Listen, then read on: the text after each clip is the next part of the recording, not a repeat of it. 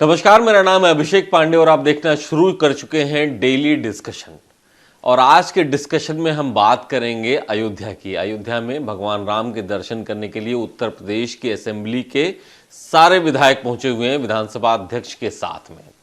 बसों में सवार हुए हैं, अत्याधुनिक बसें हैं, सारे विधायक और सभी पार्टियों के, उसमें बीएसपी के लोग भी हैं, उसमें कांग्रेस के भी हैं, उसमें राजा भैया की भी पार्टी के हैं, उसमें नए नए जो एनडीए में शामिल होने की जिनकी संभावना है, आरएलडी के भी विधायक हैं। तो ऐसे में ये पूरा नज़ारा पूरी तरीके से राममय हो चुका है। अयोध्या पहुंच रही है उत्तर प्रदेश की विधानसभा, लेकिन उसमें समाजवादी पार्टी नहीं है। बस यही एक सवाल है जिसकी वजह से हमको ये डिस्कशन करना पड़ रहा है। और हमारे साथ बात करने के लिए मार्तंड सिंह हमारे सहयोगी हैं। मार्तंड, बसों में भर के सब गए हैं, केवल समाजवादी पार्टी नहीं है। उनको 2 बार कहा गया कि साथ में चलिए, साथ में चलिए। आखिर क्या मायने हैं इसके? क्यों, क्या समझा जाए, क्यों अखिलेश यादव बार बार बचना चाह रहे हैं? जी देखिए, बिल्कुल आपने सही कहा कि अखिलेश यादव इससे बच रहे हैं। हालांकि वो अपने आप को राम भक्त भी बताते हैं, जब राम लला बुलाएंगे तो हम जाएंगे, इसकी बात भी करते हैं। ये कॉल सरकार की तरफ से नहीं ली गई थी, ये कॉल चूंकि विधानसभा अध्यक्ष सतीश महाना की तरफ से लिया गया था, तो इसी वजह से बाकी सारे पार्टियों के विधायक जा रहे हैं, लेकिन समाजवादी पार्टी नहीं जा रही है।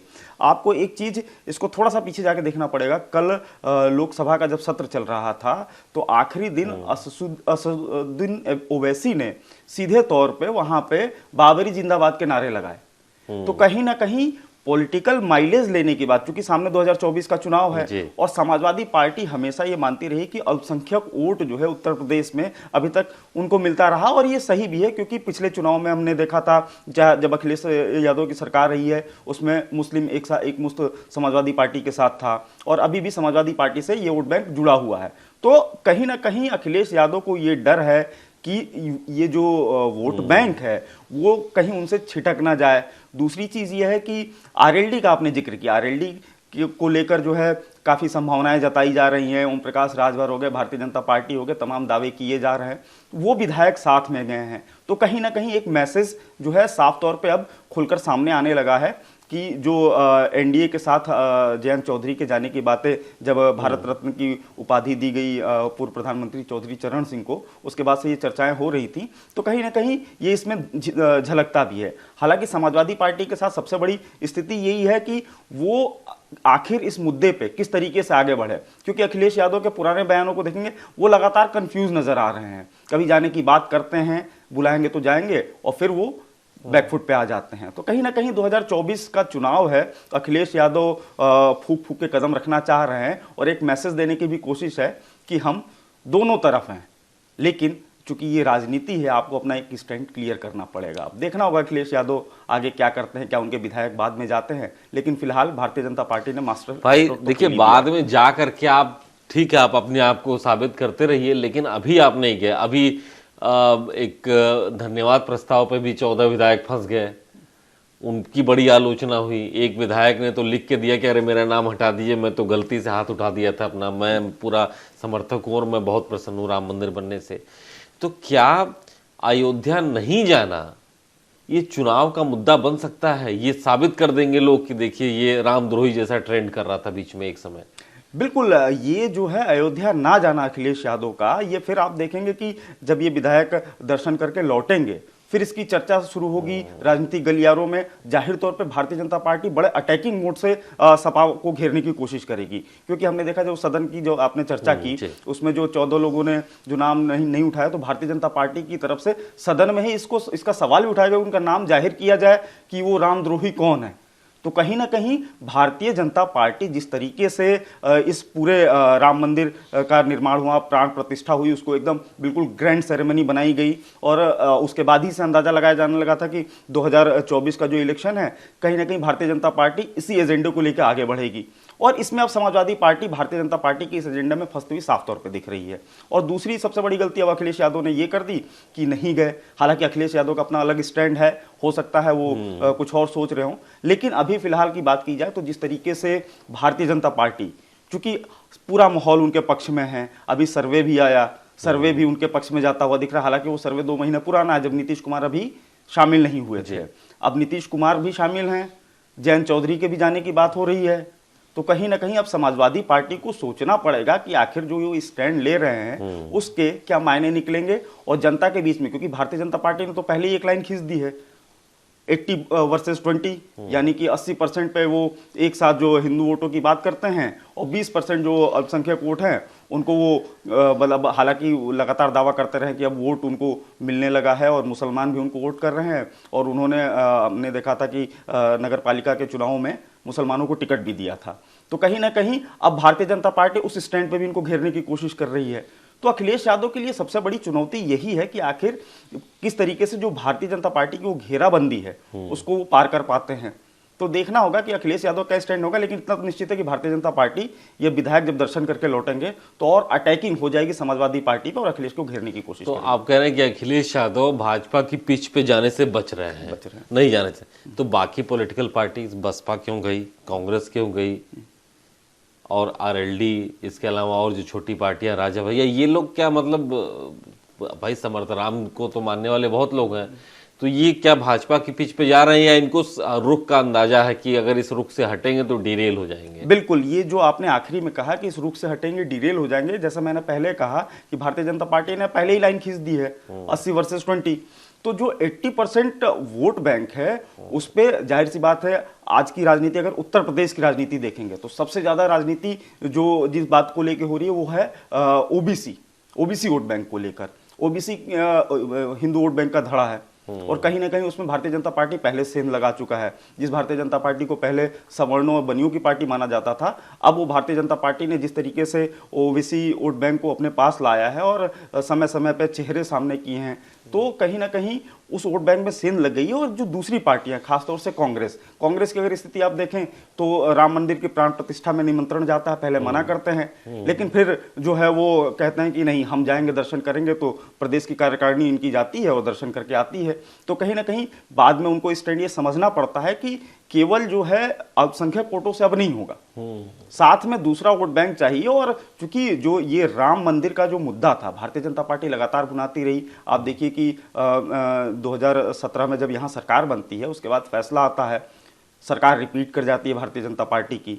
हालांकि उस समय जो है अखिलेश यादव कांग्रेस दोनों का गठबंधन भी होता है, फिर भी कुछ निकल कर सामने नहीं आ पाता। तो कहीं ना कहीं बाकी पार्टियों को भी अब लगने लगा है कि हमको अब इससे अलग जाएंगे तो इसका एक जो है प्रतिकूल प्रभाव पड़ेगा हमारे वोट बैंक पे, या हमको जो 2024 के सामने चुनाव है उससे वोट बैंक छिटक सकता है। तो कहीं ना कहीं वो उनका मानना यह है कि अब हमको जो है ये दिखाना पड़ेगा कि भाई राम भक्त हम भी हैं और जो है राम सबके हैं। तो यही वजह है कि बाकी पार्टियां गई हैं। हालांकि अखिलेश यादव का स्टैंड उससे थोड़ा सा अलग है, देखने वाला होगा कि आने वाले समय में अखिलेश यादव तो कह रहे हैं कि भाई भाजपा राम जी के नाम पे राजनीति अब बंद करे। यानी अखिलेश यादव क्या ऐसी मुश्किल में फंस गए हैं कि वो चाहते हैं, लेकिन अपने पीछे भी देखते हैं कि मेरे पीछे कितने लोग खड़े हैं, हम पे नजरें बनाए हुए हैं, हम पे निगाहें बनाए हुए हैं, अगर हम जाते हैं तो हमको यहाँ नुकसान हो जाएगा, नहीं जाते हैं तो वहाँ नुकसान होगा। क्या मझधार में फंसे हुए महसूस हो रहे हैं अखिलेश यादव इस समय? क्या मतलब सिर्फ अगर वोट की राजनीति अगर देखी जाए तो पूरा प्रदेश का एक मुस्लिम अल्पसंख्यक जो आबादी है वो अखिलेश यादव पर पूरी तरीके से निर्भर है, उन पर नजर बना के रखा। अखिलेश यादव वहां जाते हैं और उनको नाराज कर देते हैं, यही परसेप्शन नैरेटिव बन रहा है। जी बिल्कुल, यही परसेप्शन है जिसको अखिलेश यादव बनने नहीं देना चाहते, और यही वजह है कि वो बिल्कुल जो है इन मुद्दों से अपने आप को जो है अलग रखते हैं। अगर पुराने खबरों की बात की जाए तो आपने देखा होगा कि अखिलेश यादव की तरफ से, पार्टी की तरफ से लगातार एक बार जो है बाकायदा प्रेस रिलीज जारी किया गया था। इंटरनली जो है अपने प्रवक्ताओं से भी कहा गया था कि मंदिर मस्जिद के मुद्दों पे बात करने से बचें, टीवी डिबेट में बैठने से बचें।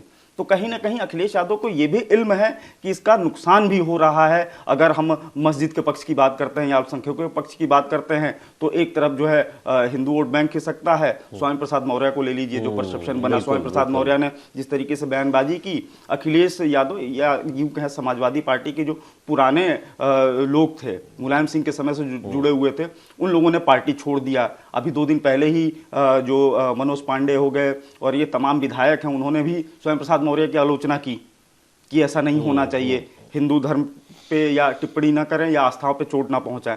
तो कहीं ना कहीं अब धीरे धीरे ये चीजें खुलकर सामने आने लगी है। लेकिन बात फिर वही है कि अखिलेश यादव की सबसे बड़ी मुश्किल ही यही है कि आखिर हम अगर राम मंदिर जाते हैं तो अल्पसंख्यक नाराज होते हैं, और अगर राम मंदिर पे कुछ विरोध में बोलते हैं तो फिर हिंदू वोट बैंक है वो खिसकता नजर आता है। और दूसरी सबसे बड़ी मुश्किल है अखिलेश यादव की, चूंकि उलझन की उनकी वाजिब वजहें भी हैं। जिन साथियों के सहारे वो उत्तर प्रदेश में किलेबंदी कर रहे थे भारतीय जनता पार्टी की, जयंत चौधरी पश्चिम में छिटकते नजर आ रहे हैं। और जबकि पश्चिम में अखिलेश यादव की उम्मीद थी कि जयंत चौधरी साथ में आते हैं, कांग्रेस साथ गठबंधन है, तो भारतीय जनता पार्टी जो पिछले लोकसभा चुनाव में जिन सीटों पर हार मिली थी उसमें से 8 सीटें जो है पश्चिमी उत्तर प्रदेश की थी। तो कहीं ना कहीं एक उम्मीद जरूर जगी थी कि ये तीनों एक साथ रहेंगे तो कहीं ना कहीं जो है भारतीय जनता पार्टी को पश्चिम में चुनौती दी जाएगी और अल्पसंख्यक वोट एक मुश्त रहेगा पश्चिम में, चूंकि आबादी ज्यादा है कई सीटों पे, ये बाकायदा अल्पसंख्यक वोट निर्णायक भूमिका में है, 50% से ज्यादा भी हैं। तो ऐसे में अखिलेश यादव की उलझन की वाजिब वजह भी यही है कि एक तो साथी छोड़ रहे हैं, कांग्रेस का जनाधार बढ़ नहीं पा रहा है, और ऐसे में भारतीय जनता पार्टी को अगर टैकल करना है तो केवल अल्पसंख्यक वोटों से चलेगा नहीं, दोनों वोट चाहिए। अब यहां पे अखिलेश फंस गए और ये भारतीय जनता पार्टी एकदम फ्रंट फुट पे खेल रही है यहां पे। तो उलझन में है अखिलेश यादव, बड़े नेता हैं, समझदार हैं, और उनकी समझदारी ये कहती है कि पार्टी जिस धड़े पर चल रही है, जिस दिशा में चली आ रही है, उसी पे चलते रहिए, क्योंकि अगर आप दो नाव पे सवारी करेंगे तो नुकसान आपका है, डूबने का खतरा है। लेकिन अभी अगर एक नाव पे ही चल रहे हैं, जिस पे चल रहे हैं, तो उससे भी रास्ता मुश्किल हो जाएगा, क्योंकि अब आपको ये देखना होगा कि राम दुआरे तुम रखवारे जो ये बात है सभी पॉलिटिकल पार्टीज को समझ में आने लगी है। ना सिर्फ उत्तर प्रदेश से बाहर तमाम राज्यों की सरकार, विधायक सब यहाँ पर पहुंच रहे हैं, क्योंकि सबको पता है कि राम के सहारे ही उनकी नैया पार करेगी। बहरहाल ये वीडियो आपको कैसा लगा? अखिलेश यादव अयोध्या नहीं गए, उस पर हमने अपने साथी से बात की, उसका विश्लेषण किया, डिकोड करने की कोशिश की। इस पर कमेंट जरूर कीजिएगा, सुधार की गुंजाइश होगी वो भी जरूर बताइएगा। इन विश्लेषणों को हम अपने डिबेट में, अपने इस सेक्शन में जरूर शामिल करेंगे। फिलहाल इस डिस्कशन को देखने के लिए आपका बहुत शुक्रिया।